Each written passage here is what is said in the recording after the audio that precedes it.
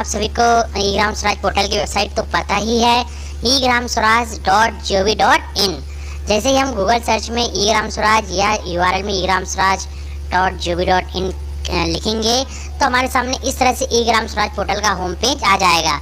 दोस्तों मैं हर बार जो है हर मंथ की बुक क्लोज करने का इसलिए बताते रहता हूँ कि जो बिल्कुल जीरो से भी सीख रहे हैं वो हर मंथ अपनी जो है डे बुक को और मंथ बुक को क्लोज कर सकें। कोई दिक्कत आए तो आप इसमें कमेंट बॉक्स में लिखें और मैं प्रयास कर रहा हूँ कि अब जल्दी जल्दी लाइव हुआ करूँगा। तो आपके जो क्वेश्चंस हैं आप जैसे ही पूछेंगे लाइव सेशन में और उसी सेशन में मैं आंसर भी दे दिया करूँगा, ठीक है। तो चलिए हम स्टार्ट करते हैं। ई ग्राम स्वराज पोर्टल ओपन कर लिया है, अब हम लॉगिन करेंगे। सबसे पहले हम क्या करते हैं, मेकर लॉगिन से लॉगिन करेंगे। तो मेकर लॉगिन के यूज़र नेम पासवर्ड डालकर कैप्चा कोड लिखकर हम लॉगिन पर क्लिक करेंगे। जैसे ही क्लिक करेंगे दोस्तों तो हमारे सामने स्विच यूनिट का ऑप्शन आएगा। फाइनेंशियल ईयर अभी हमें जो है 2022-23 ये सेलेक्ट करना है। कुछ क्षणों के इंतजार के पश्चात हमें सीधे सबमिट ऑप्शन पर क्लिक करना है। जैसे ही हम क्लिक करते हैं तो हमारे सामने इस तरह से होम स्क्रीन आ जाती है। मेकर लॉगिन के होम पेज इस तरह से दिखने लगते हैं। इसके बाद दोस्तों हम सीधे चलेंगे पीरियड एंड प्रोसीजर्स वाले ऑप्शंस पर, ठीक है। ध्यान से देखिएगा, हम इस पर क्लिक करते हैं।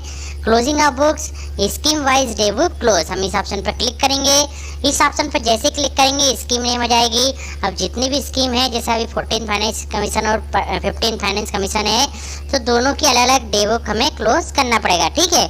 इसी प्रकार दोस्तों मंथ बुक भी प्रत्येक स्कीम की अलग अलग क्लोज होगी। कहीं कहीं 5th फाइनेंस कमीशन भी है, 5वां राज्य वित्त आयोग या 5वें वित्त आयोग है तो वो भी क्लोज करना पड़ेगा। सारे वित्त आयोग जितने भी हैं, जितने भी फाइनेंस कमीशन है उन सभी की जो है डे बुक को लास्ट डेट तक क्लोज करना पड़ेगा, ठीक है।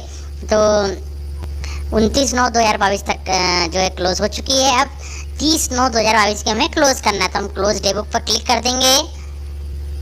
जैसे क्लिक करेंगे तो ये मैसेज आ जाएगा डे बुक जो है क्लोज हो चुकी है। इसके बाद फिर से period and procedures, closing of books, scheme wise day book close. अब हमने 14 फाइनेंस कमीशन ही कर चुके हैं। अब XP finance commission 15 finance commission की डे बुक हम क्लोज करेंगे 30 तारीख तक। लास्ट दिन जो है उस दिन तक हम इस सितंबर के माह की जो है डे बुक को क्लोज कर देंगे। तो ये डे बुक का क्लोज का मैसेज आ जाएगा। इसके बाद हमें क्या करना है, जैसे हमने क्लोज कर दिया पेरेंट प्रोसीजर्स पे, क्लोजिंग ऑफ बुक्स पर जाकर स्कीम वाइज डे बुक हमने क्लोज 13 सितंबर 2022 तक हम जो है डे बुक क्लोज कर चुके हैं। अब हमें क्या करना पड़ेगा, मेकर लॉगिन से ही हम लॉगिन किए हुए हैं और हमें सीधे जाना है मास्टर एंट्री पर। मास्टर एंट्री के बाद आपको नीचे ऑप्शन दिखेगा डीएससी मैनेजमेंट, इसमें भी सबसे लास्ट ऑप्शन दिखेगा साइन मंथ बुक फाइल, ठीक है। इस ऑप्शन पर अब हम क्लिक करेंगे। ये देखिए मैंने क्लिक किया। जैसे क्लिक करेंगे तो यहाँ साइन मंथ बुक फाइल आएगी। अब हमें क्या करना है, यहाँ पंचायत सचिव महोदय की डीएससी को इंसर्ट करना है, ठीक है। मेकर लॉगिन से पंचायत सचिव महोदय की जो है डीएससी यहाँ से इंसर्ट होगी, लगेगी डीएससी आप सभी को पता ही है। अभी कुछ नए साथीगण भी हैं तो उनके लिए मैं और अलग से बता भी दूंगा। अभी सिंपल बता देता हूँ। डीएससी एक पेन ड्राइव जैसी होती है जिसमें कि जो हम सिग्नेचर करते हैं, जैसे हार्ड कॉपी पे सचिव महोदय या सरपंच महोदय जो सिग्नेचर करते हैं, हस्ताक्षर करते हैं, वही ऑनलाइन जो प्रक्रिया है वो इस पेन ड्राइव जैसे जो बनी हुई रहती है डीएससी, इसमें स्टोर रहती है। तो इसकी भी उतनी ही वैल्यू है दोस्तों जितना आप ऑफलाइन चेक पर साइन करते हैं या फिर किसी भी डॉक्यूमेंट में साइन करते हैं, तो वही ये ऑनलाइन डिजिटल सिग्नेचर जो है तो डीएससी का ये मीनिंग है। और भी मैं इसको डिटेल में बता दूंगा चूँकि नए सरपंच महोदय भी जुड़े हैं, सचिव महोदय भी कई नए जुड़े हैं, तो उन सब के लिए मैं बाद में डिटेल में बता दूंगा। अभी सिंपल समझ लीजिए कि हम जो हार्ड कॉपी में सिग्नेचर करते हैं वही सिग्नेचर ऑनलाइन हमारे डीएससी के द्वारा लगाए जाते हैं, ठीक है। तो हम चलिए डीएससी लगाते हैं। जैसे ही डीएससी लगाते हैं तो कुछ मैसेज आते हैं, आप उसको नो पर क्लिक कर दें। अब हमें क्या करना है, जैसे हमने हमारे यहाँ जैसे मान लीजिए 2 स्कीम दिख रही हैं, 14 फाइनेंस कमीशन और 15 फाइनेंस कमीशन, ठीक है। तो पहले एक एक कर हम क्लोज करेंगे। पहले 14 फाइनेंस कमीशन को यहाँ क्लिक करेंगे, रेडियो बटन पर चेक करेंगे। इसके बाद मंथ दिख रहा है सितंबर, फाइल नेम दिख जाएगी अप्लाई डिजिटल सिग्नेचर, तो यहाँ अप्लाई डिजिटल सिग्नेचर पर हम क्लिक करेंगे। क्लिक करने के कुछ क्षणों के इंतजार के बाद हमें यहाँ टोकन पासवर्ड रहेगा। अब कई साथीगण जो नए जुड़े हैं उनको मैं बता देता हूँ कि एंटर टोकन पासवर्ड ये होता है जो आपकी डीएससी जिसमें आपके डिजिटल सिग्नेचर हैं, उस डिजिटल सिग्नेचर सर्टिफिकेट जो आपके डिजिटल सिग्नेचर हैं उसमें जो उस पासवर्ड रहता है 8 अंकों का अभी तक जो है माना हुआ, तो 8 अंकों का जो टोकन पासवर्ड रहता है वो हमें इंसर्ट करना। तो ये टोकन पासवर्ड जो रहता है 8 अंकों का पासवर्ड रहता है, उसके बाद ही हम जो है डेमो को क्लोज कर पाते हैं और टोकन पासवर्ड के बाद ही जो है पेमेंट हो पाता है। ठीक है, तो हमारे जो रिटर्न हम जो हस्ताक्षर करते हैं हार्ड कॉपी में, वही जो हम सॉफ्ट कॉपी में मतलब हमारे ऑनलाइन जो सिग्नेचर इस DSC में रहते हैं उसके लिए पासवर्ड डालना पड़ता है। पासवर्ड के बाद ही आपका जो है डिजिटल सिग्नेचर होता है। ये पासवर्ड और यूज़र नेम जो पूरा है वो आपको आपके ब्लॉक से जनपद पंचायत से मिलता है। ठीक है, प्रत्येक ग्राम पंचायत सचिव को और सरपंच महोदय को। तो यहाँ अभी सचिव महोदय के हमने डाला है, टोकन पासवर्ड हम डालते हैं। इसके बाद हम ओके पर क्लिक करेंगे। ओके पर क्लिक करने के बाद सर्टिफिकेट फाइल साइनिंग आएगा, कंफर्म साइनिंग यहाँ ऑप्शन आएगा, हम इस ऑप्शन पर क्लिक कर देंगे। जैसे क्लिक करेंगे तो अब हमारे सामने मैसेज आएगा month book file sign successfully, मतलब मंथ बुक को जो साइन जिसपे है साइन सक्सेसफुली हो चुके हैं। ठीक है, अब हम एक्सपी फाइनेंस कमीशन बचा है, इसको सेलेक्ट कर लेंगे। इसमें भी अप्लाई डिजिटल सिग्नेचर कर देंगे, टोकन पासवर्ड लिखेंगे और ओके पर क्लिक करेंगे। ओके पर क्लिक करने के बाद सर्टिफिकेट फॉर साइनिंग आएगा, कंफर्म साइनिंग पर क्लिक कर देंगे। कुछ क्षणों के इंतजार के पश्चात यहाँ फिर लिखा जाएगा month book file sign successfully, okay पर क्लिक करेंगे। अब सारी स्कीम के जो है हमने मंथ बुक फाइल पर साइन डिजिटली सचिव महोदय के कर चुके हैं। अब हम यहाँ से लॉग आउट होंगे, यहाँ से हम लॉग आउट पर क्लिक कर देंगे।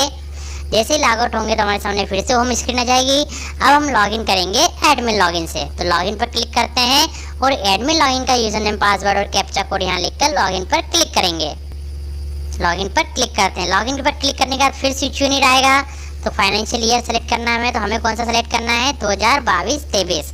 ठीक है, कई दोस्तों द्वारा पूछा जा रहा था कि सर कई बार मैसेज आता है कि आप जो है आपके सामने आया है कि ये फाइनेंशियल आप जो पेमेंट है ये आप करेंट फाइनेंशियल ईयर में कर सकते हैं। तो ये आप याद रखिए, आप किसी भी वर्ष के कार्य कर रहे हैं, पुराने कार्य भी कर रहे हैं, आपको फाइनेंशियल एक्टिविटी जो है मतलब पेमेंट वाउचर जो बनेगा वो आपको 2022-23 में ही करना होगा। ठीक है, तो चूंकि ये रनिंग फाइनेंशियल ईयर है तो हम 2022-23 सेलेक्ट करेंगे, सबमिट पर क्लिक करेंगे। अब एडमिन लॉगिन के हम होम पेज पर यहाँ आ चुके हैं 2022-23 के। अब हम यहाँ से चलेंगे यहाँ से पीरियड एंड प्रोसीजर्स पर, closing of books. Closing of books के बाद हम सीधे चलेंगे सेकेंड ऑप्शन पर, क्लोज मंथ बुक। इस ऑप्शन पर क्लिक किया हमने। जैसे ही क्लिक किया तो हमारे सामने कुछ इस तरह से स्क्रीन आ जाएगी।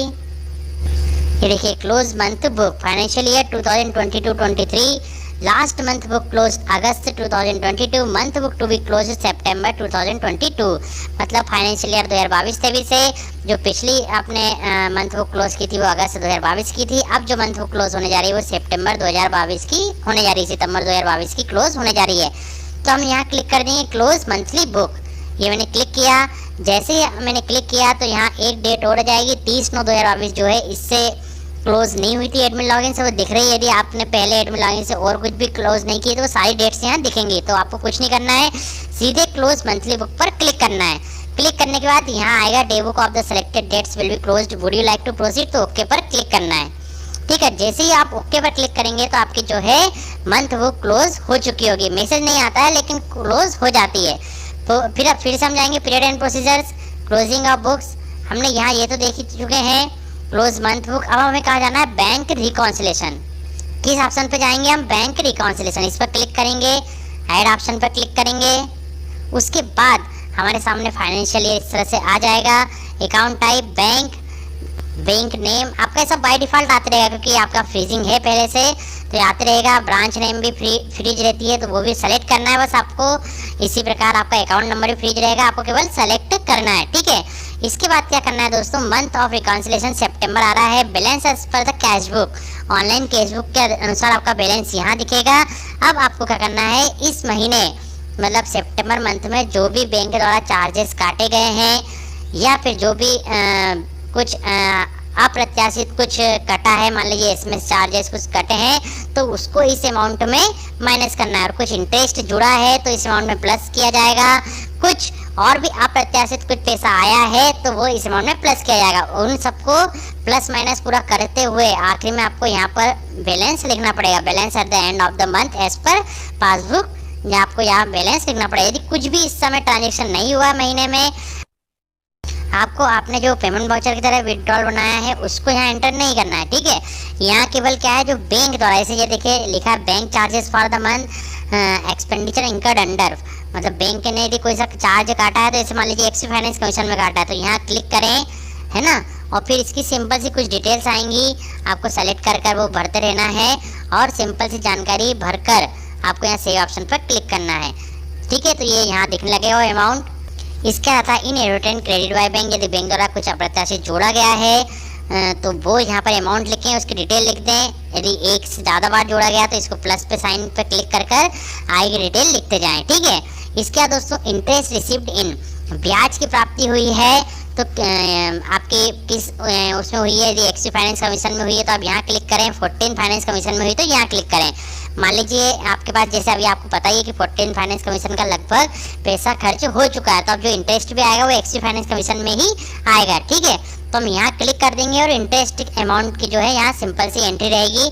आपको कुछ यहाँ सेलेक्ट करना है तो आप वो इंटरेस्ट का सेलेक्ट कर लें और यहाँ voucher date, reference number, amount लिख दें जितना भी इंटरेस्ट आया है। बाकी सब चीज़ें लिखी रहेंगी। आपको ट्रांजेक्शन आईडी के जो आखिरी अंक हैं वो लिख दें, पर्टिकुलर्स यहाँ लिख दें कि इंटरेस्ट रिसीव्ड हुआ है सितंबर मंथ में इतना, और फिर सेव ऑप्शन पर क्लिक कर दें तो वो अमाउंट क्या होगा यहाँ पर शो होने लगेगा, ठीक है। इसी प्रकार इन एडवर्टेन डेबिट बाय बैंक, यदि बैंक द्वारा कोई अप्रत्याशित कटौती हुई है तो वो अमाउंट यहाँ लिख दें, उसकी डिटेल लिख दें। इसको आप बढ़ा भी सकते हैं, ठीक है।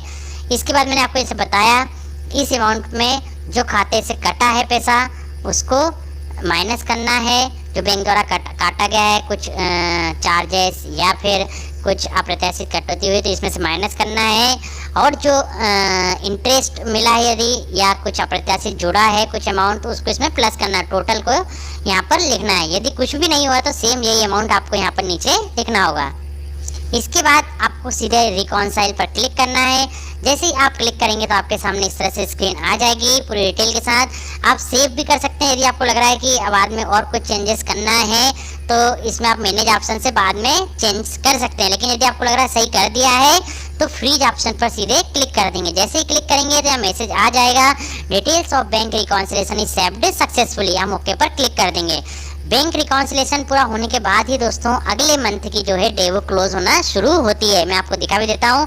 हम पीरियड एंड प्रोसेस चलेंगे, closing of books, close day book. तो अब जो है 1 अक्टूबर की डे बुक क्लोज होना चाहिए। तो लास्ट डे बुक क्लोज कौन सी हुई थी? 30/9/2022 की। अब day book to be closed 1/10/2022। तो हम देखते हैं होती है कि नहीं। क्लोज डे बुक पर क्लिक किया, यदि हो जाती है मतलब हमारी पूरी प्रोसेस सही हुई है। तो ये हो गई है, day book of 1/10/2022 has been closed successfully. हम ओके पर क्लिक कर देंगे। तो अब हम आसानी से जहां तक की डे बुक है आज की जो तारीख है उस तक के डे बुक को क्लोज कर सकते हैं, ठीक है। तो एडमिन लॉगिन से भी सीधे सीधे क्लोज जाती है।